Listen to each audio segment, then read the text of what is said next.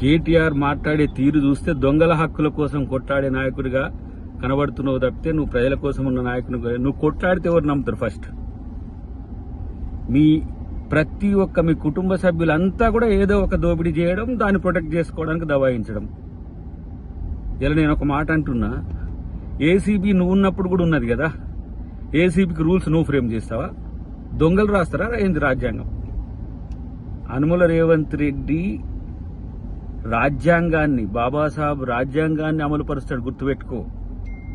నీలాంటి దొంగలకు, దబాయింపులకు, లేకపోతే దోచుకొని బాగా ఉన్న దమ్ముతోని దన్నుతోని నేనేదో చేస్తా అని చెప్పి వాళ్ళ నీళ్ళను మభ్యపెట్టినట్టు ప్రభుత్వాన్ని మభ్యపెట్టలేరు, గుర్తుపెట్టుకోండి. ఇలా ప్రజల సొమ్ములు తిన్నోడు డెఫినెట్ గా అరెస్ట్ కావాల్సిందే, జైలు కూడా తినాల్సిందే.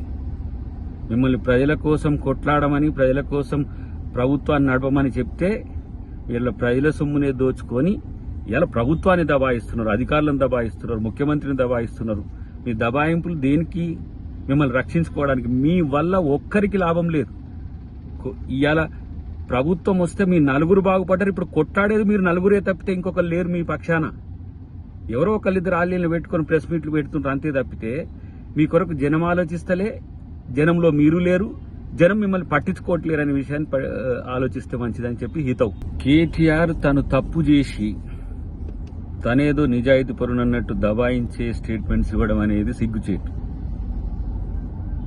నిన్ను దోపిడీదారుల హక్కుల చైర్మన్ గా చేస్తే బాగుంటట్టుంది. ఎందుకంటే